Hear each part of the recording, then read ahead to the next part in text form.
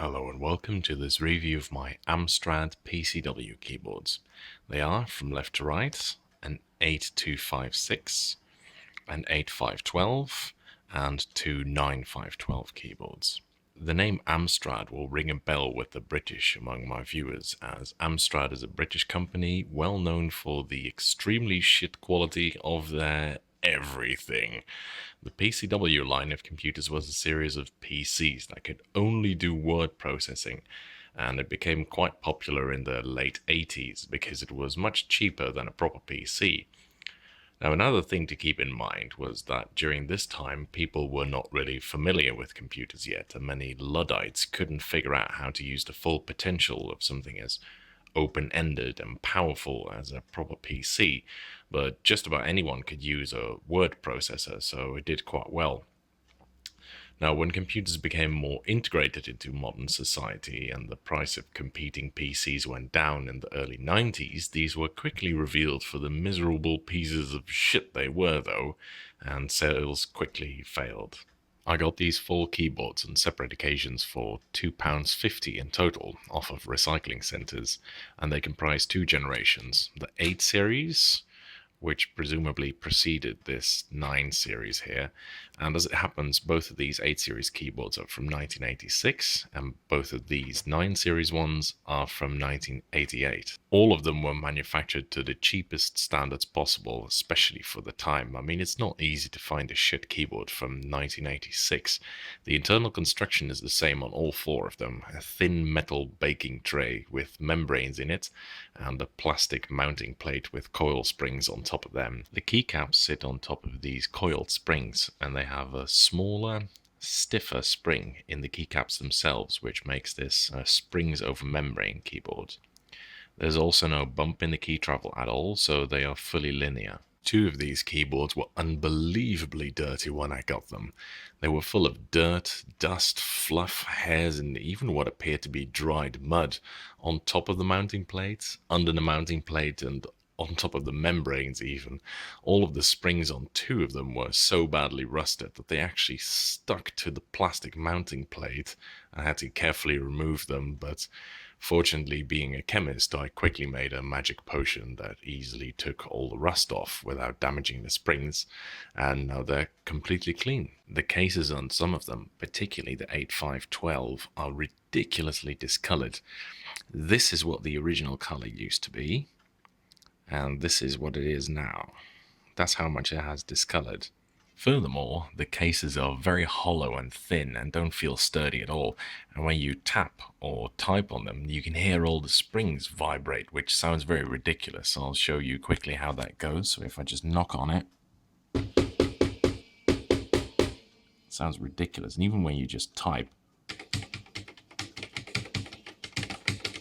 you can really hear the springs vibrate, which is enough to drive you totally nutballs.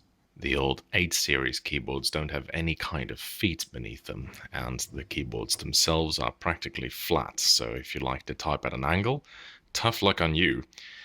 The keys themselves also have no real curvature to them. They sit pretty much in a dead straight line, which is not very nice to type on in my opinion.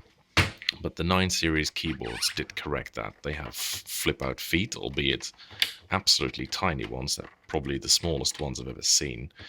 And the keycaps do have a curvature to them, like that. The caps use thin pad printing on the old ones with no rims, and the new ones have more traditional rimmed pad printing that you should be able to see quite clearly in the reflection of the light on the table here. And some of the keys have really weird legends like can, doc page, word char, this weird grid thingy. I have no idea what that means. 2 F keys per key, no idea what that's all about. A minus key, plus key, and extra key, God knows what that does. A shift lock key, which is essentially a caps lock key that also triggers the alternate legends on the number keys.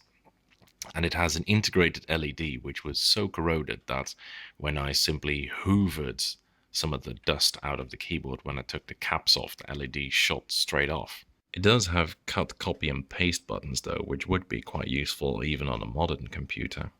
The other functions I have no idea on how to use or what they might mean, but here is a picture of one of these keyboards I found recently showing the original color of the keyboard, as well as a Locust script keyboard guide made by Datamention. You could put this over your Amstrad keyboard and it would show you things like font size examples, shortcut keys, and all sorts of other things. The typing feel is fucking horrendous. Bear in mind I completely washed and cleaned everything on two of these keyboards and removed all the rust, and they don't even use switches, they just use coil springs, so they should work perfectly right.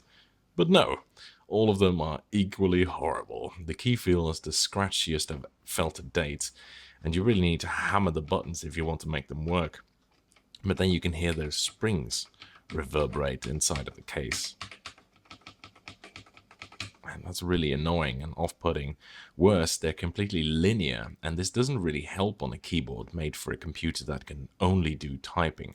It's borderline impossible to use these keyboards, and that's not even counting the confusing non-standard layout of the keys. I mean, look at these things, for instance. That's pretty easy to put you off.